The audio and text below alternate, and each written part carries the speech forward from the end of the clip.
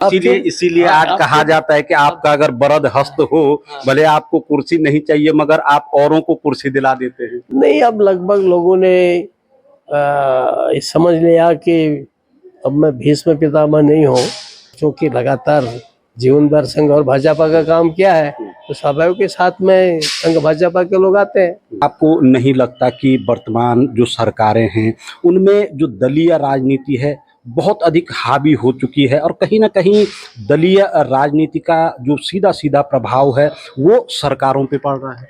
कह सकते हैं कि धामी जी आपकी बताई हुई लाइन पे चल रहे हैं। नहीं नहीं, वो स्वतः ही उसको वो शुरू से ही छात्र नेता रहा है, बड़ा उसका। पर बरद हस्त तो आप ही का रहा नहीं, है। मेरा तो सभी पर बराबर हस्ता था, बरद नहीं बराबर हस्ता। अच्छा, सरकार मैं फिर से वही सवाल करूंगा, सरकार कैसी चल रही है इस समय? विपक्ष हर समय एक बात जरूर कहता है कि जो चाबी है सरकार की वो दिल्ली में रखी हुई है, वहां से जितनी चाबी भरी जाती है उतनी ही सरकार चलती है। अब वो देखो ना, मैंने कहा मैं राजनीतिक बात नहीं करता, अब आपने शुद्ध राजनीतिक बात बोल दी है।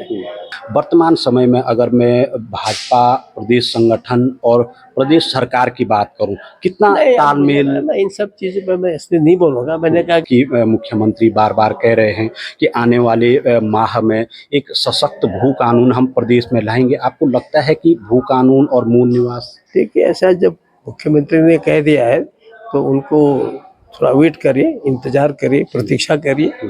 बम्बई में बद्रीनाथ भवन बना है, धाम बना है, मंदिर बना है, और उस मंदिर का भूमि पूजन मैंने किया, उस मंदिर का शिलान्यास आदरणीय हरीश रावत जी ने किया। तो इसलिए ये तो सभी का है। अब चूंकि लीड हो सकता है धामी ने ले ली हो, लोगों को बुरा लगा हो, तो उन्होंने उसका कुप्रचार कर दिया होगा। नमस्कार, मैं हूं सुनीत चौधरी और आप देख रहे हैं पहाड़ी सफरनामा। मेरे साथ इसमें आप देख रहे होंगे भगत सिंह कोश्यारी साहब मौजूद हैं, उत्तराखंड के पूर्व मुख्यमंत्री और महाराष्ट्र के पूर्व राज्यपाल। आज रुद्रप्रयाग के दौरे पे हैं, मैं कुछ बातचीत करूंगा। कोश्यारी साहब, लंबे समय बाद रुद्रप्रयाग आगमन हो रहा है, विशेष? नहीं, मैं सोचता हूँ आज से कोई 8-9 महीने पहले यहाँ मैं आया था और यहाँ एक बड़ा कार्यक्रम भी हुआ था गांव में, तो इसलिए इतना समय लंबा नहीं होता है? तो एक तो क्योंकि जो सक्रिय राजनीति है उससे मैंने संन्यास ले लिया है, तो स्वाभाविक है सक्रिय राजनीति में होते तो कुछ और अधिक आना होता। दूसरी बात यह है कि मैं एक निश्चित मार्ग पर चल रहा हूँ और मैं चाहता हूँ कि ये जो उत्तराखंड है ये आत्मनिर्भर बने। स्वयं प्रधानमंत्री ने कहा कि अगला 10 वर्ष ये उत्तराखंड के होंगे, वो इतना यहाँ पर ध्यान दे रहे हैं, सैकड़ों करोड़ की योजना, हजारों करोड़ की योजना यहाँ के लिए दे रहे हैं। तो मैं यहाँ वास्तव में जब मैंने महाराष्ट्र छोड़ा तो मैंने माननीय प्रधानमंत्री से कहा कि भाई अब बहुत हो गया, मैं 17 साल की उम्र से घूम रहा हूँ और अब मुझे इससे संन्यास दीजिए, मैं थोड़ा अपने क्षेत्र में जाके थोड़ा चिंतन मनन करूँगा और कुछ वहाँ के विकास में हो सका तो बात करूँगा।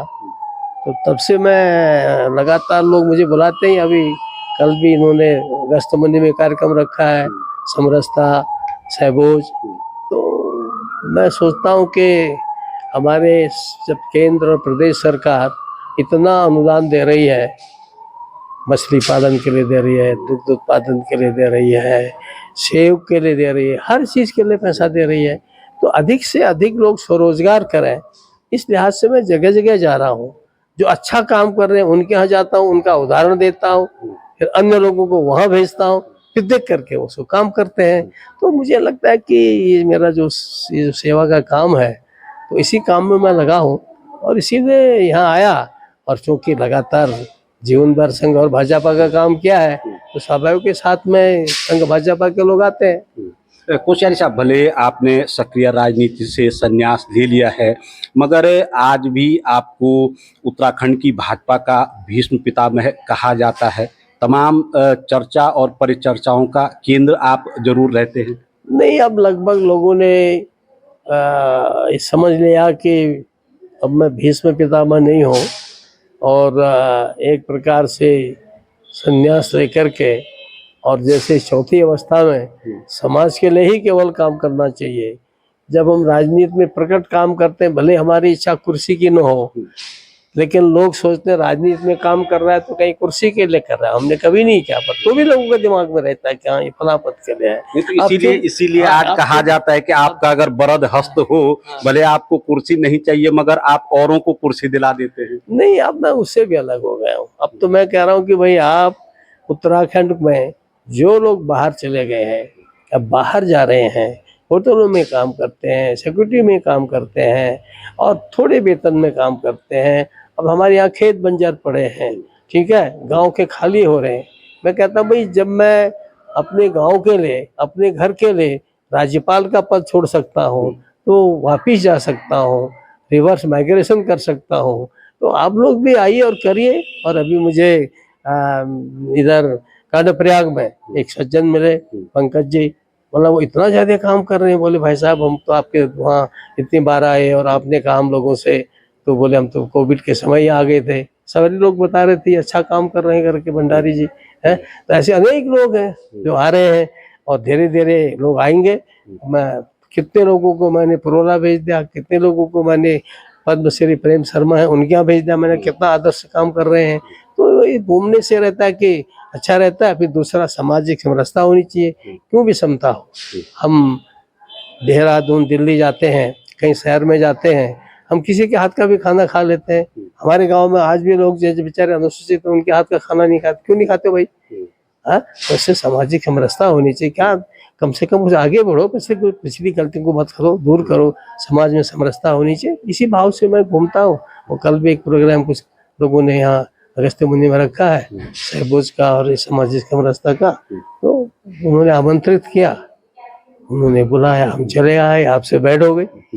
कोश्यारी साहब, लंबा समय आपने भारतीय राजनीति को दिया है, चाहे मुख्यमंत्री के तौर पे हो, राज्यपाल के तौर पे हो, तमाम दौर आपने देखे हैं। उत्तराखंड के मुख्यमंत्री भी आप रह चुके हैं। अगर मैं वर्तमान दौर की बात करूं, किस तरीके की सरकारें हैं, किस तरीके के कार्य चल रहे हैं और क्या कुछ होना चाहिए जो कि उत्तराखंड के एक स्वर्णिम भविष्य के लिए? देखिए, उत्तराखंड के लिए हमारी जो हमने परिकल्पना थी, शायद पहले सब लोग एक ही चीज बोलते थे, जितने नारे लगाते थे, आंदोलन करते थे, सड़क नहीं है, सड़क है तो ठीक नहीं है, स्कूल नहीं है, स्कूल नहीं है तो बिल्डिंग नहीं है, बिल्डिंग है तो मास्टर नहीं है, ऐसे नारे लगते थे। अस्पताल नहीं है, अस्पताल तो डॉक्टर नहीं है। हमने उसका एक पूरा प्लान बनाया उत्तराखंड बनने से पहले, 1900 के इक्यानवे के 90 के आसपास, कि उत्तरांचल प्रदेश क्यों, ऐसे करके उसे पूरा हमने दिया कि इस प्रकार से यहाँ का सड़कें होनी चाहिए, यहाँ पानी की घर घर व्यवस्था होनी चाहिए, स्वच्छता के लिए होनी चाहिए। और ये यहाँ कहाँ पर जो हमारे मिलेट्स, जिसको आज प्रधानमंत्री जी कह रहे हैं, कि हमने कहा यहाँ की लोकल खेती जो है, घात है, भट होता है, तूर है, ये सब चीज़ें जो है हम इनका विकास करें।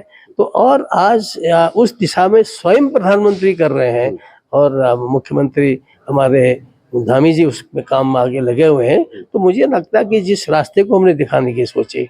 दूसरी बात, मैं राज्यसभा में पिटिशन कमेटी का चेयरमैन था। आप लोग यहाँ से कितने एमपीज ने कहा कि भाई रेल आनी चाहिए, कुछ लोगों ने तो उद्घाटन भी कर दिया, लेकिन मैंने बाकायदा यहाँ के एमएलए से कहा कि पिटिशन दो, मैं पूरी कमेटी लाऊंगा। तो मैंने कोंकण में जाकर के कैसे टनल से जा रही है, कश्मीर में जाकर के कैसे टनल्स में जा रही है, उस सारे का अध्ययन किया, बजट बनाया और सारे सब विभागों से पूरे अपना यहाँ तक कि आर्मी के तीनों, डिफेंस के तीनों उनसे हेड्स को बुला करके, तो एक हमने कहा कि भाई स्ट्रेटेजिकली कौन इम्पोर्टेंट है। तो जो लोगों ने 36 की डिमांड में, तो उनमें से 5 लाइनें उन्होंने कहा होनी चाहिए। उनमें से एक ऋषिकेश कर्णप्रयाग है, एक बागेश्वर टनकपुर है, एक जम्मू पुंछ है, और ऐसे ही एक मनाली शिमला है। तो ये सारी योजनाएं बन रही है। अब केवल टनकपुर रह गया, वो भी प्रधानमंत्री ने पिछली बार कह दिया कि उसको भी हम टनकपुर वो भी बनाएंगे। तो ऐसे ही हमने वन पेंशन था, हमारे पहाड़ में इतने लोग हैं, तो वो मैंने अपनी कमेटी में पास करवाया।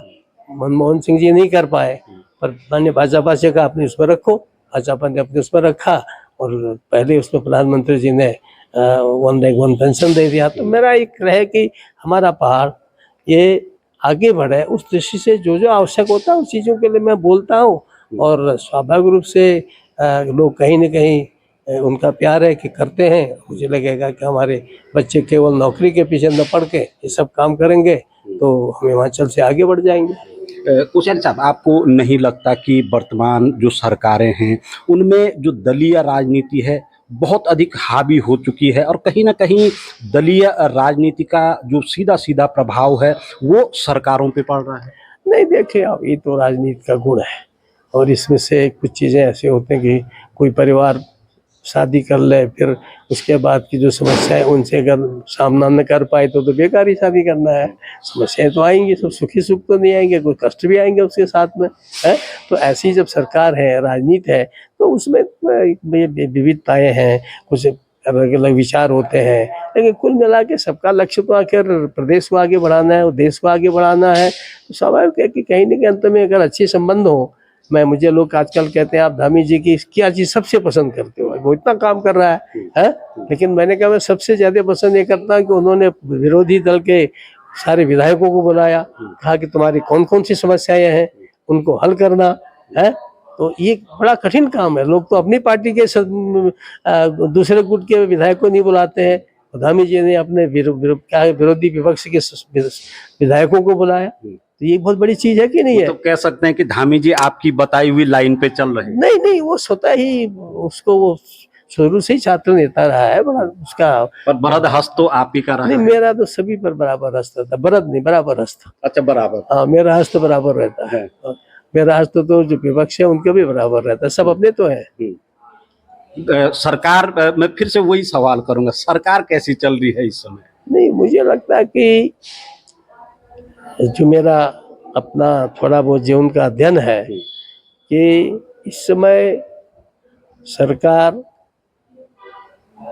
एक प्रकार से, चूंकि सेंटर का बरदस्त है, प्रधानमंत्री जी 4 धाम को आगे बढ़ाने के बाद अब मानस खंड को भी आगे बढ़ा रहे हैं, तो सरकार को एक समग्र प्रदेश के विकास के लिए एक मौका मिला है। और उस लिहाज से यंग युवा मुख्यमंत्री है, वो हर निश काम कर रहे हैं। तो स्वाभाविक है जब सबको बराबर करके देखते हैं, सबका साथ लेने की कोशिश कर रहे हैं, तो निश्चित ही मुझे लगता है कि काम अच्छा हो रहा है। कोश्यारी साहब, विपक्ष हर समय एक बात जरूर कहता है कि जो चाबी है सरकार की वो दिल्ली में रखी हुई है, वहाँ से जितनी चाबी भरी जाती है उतनी ही सरकार चलती है। अब वो देखो ना, मैंने कहा मैं राजनीतिक बात नहीं करता, अब आपने शुद्ध राजनीतिक बात बोल दी है, तो ये स्वाभाविक है कि उनका वैसा ही अनुभव रहा है, तो जैसा अनुभव रहा है वैसा बोलेंगे। अब उनका वैसा अनुभव है तो सोचेंगे दूसरा भी ऐसा ही करता है, तो इसलिए उनके कमेंट पर हम क्या कमेंट कर सकते हैं? क्यों? तो जहाँ तक मेरा विश्वास है, मैं भी शासन में रहा हूँ, मैं भी भाजपा में कार्यकर्ता रहा हूँ, पदाधिकारी रहा हूँ, तो मुझे तो ऐसा कहीं लगा नहीं कि मेरी चाबी किसी दूसरे के हाथ में है। तो जब मेरी चाबी किसी के हाथ में नहीं रही, तो जो आज शासन कर रहे हैं बीजेपी के, उनकी चाबी कहाँ हो जाएगी? Delhi, Mumbai, England, America. वो तो अपने विवेक से काम करेंगे। आपके दौर पे हमने संगठनों की राजनीति भी देखी है, सरकार को भी देखा है। वर्तमान समय में अगर मैं भाजपा प्रदेश संगठन और प्रदेश सरकार की बात करूं, कितना तालमेल? इन सब चीज़ों पे मैं इसलिए नहीं बोलूँगा। मैंने कहा कि आम जो मोटा मोटा विषय है कि शासन ठीक चल रहा है। और ये मैं नहीं कहता हूँ, क्योंकि आपका जो मीडिया है, कम से कम उसके माध्यम से मुझे ऐसा लगता है कि इस समय यहाँ का मुख्यमंत्री जो है उसकी छवि अच्छी है, इसीलिए कि आप लोगों के किसी भी, चाहे इलेक्ट्रॉनिक मीडिया हो, चाहे प्रिंट मीडिया हो, और चाहे आपका ये आजकल नया चल गया है सोशल जिसको कहते हैं, तो सोशल तो मैं देखता ही नहीं हूँ, मैं सोशल काम करता हूँ, लेकिन हर जगह मुझे ऐसा लगता है कि भाई लोग उसकी प्रशंसा कर रहे हैं, तो अच्छा लगता है कि अगर लोग प्रशंसा करें तो अच्छा लगेगा। लोग तो अगर किसी विरोधी दल की भी सरकार होती, प्रशंसा करते तो मुझे खुशी होती। तो उसकी तो सब प्रशंसा कर रहे हैं, तो इसलिए उसमें कोई विरोधी क्या कह रहा है या दूसरा क्या कर रहा है, तो मुझे लगता है उसका कोई ज्यादा महत्व नहीं है विषय। अच्छा सर, अगर मैं पिछले दिनों की बात करूं, केदारनाथ मंदिर को लेकर के एक बड़ा बवाल हुआ था, हालांकि उसके पश्चात सरकार ने उस पर कई एक्शन भी लिए। तमाम आपदाएं केदार घाटी में आ रही हैं, यात्रा उससे प्रभावित हो रही है। उस पर मैं न बोलूं तो अच्छा है, क्योंकि बम्बई में बद्रीनाथ भवन बना है, धाम बना है, मंदिर बना है, और उस मंदिर का भूमि पूजन मैंने किया, उस मंदिर का शिलान्यास आदरणीय हरीश रावत जी ने किया। तो इसलिए ये तो सभी का है। अब चूंकि लीड हो सकता है हम ही ने ले ली हो, लोगों को बुरा लगा हो, तो उन्होंने उसका कुप्रचार कर दिया होगा। और कोई हमारे लोगों की वैसे भी जगह जगह जहाँ जाते हैं वहाँ अपने देवता का मंदिर बनाते हैं। और जहाँ तक धाम है, धाम तो हर कोई तो धाम हो नहीं सकता है? हर कोई मंदिर, हमारे इतने भगवती के मंदिर है, सब धारी के बराबर थोड़ी नाम जाते हैं, उतना सब सुरगंडा के बराबर थोड़ी जाते हैं, हर जगह है, लेकिन है अपने अपने देवता है सबके। तो अपने देवता को कोई जहाँ जाता है वहाँ स्थापित करेगा, तो मुझे नहीं लगता उसमें कोई बुराई है। केदारनाथ के शिव जी को अगर हम कहीं और बसा दें, लेकिन वहां से केदारनाथ के शिव जी थोड़ी वहां जाएंगे, लेकिन ये होगा कि हाँ हमारी भावना केदारनाथ से जुड़ी हुई है, तो इस नाते से उन लोगों ने काम शुरू किया होगा। अब उसको लोगों ने राजनीतिक रंग दे दिया, तो मुझे लगता है कि मुझे उस पर क्यों बोलना चाहिए। सर, एक मुद्दा है मूल निवास और भू कानून को लेकर। हालांकि मुख्यमंत्री बार बार कह रहे हैं कि आने वाले माह में एक सशक्त भू कानून हम प्रदेश में लाएंगे। आपको लगता है कि भू कानून और मूल निवास? देखिए, ऐसा जब मुख्यमंत्री ने कह दिया है तो उनको थोड़ा वेट करिए, इंतजार करिए, प्रतीक्षा करिए।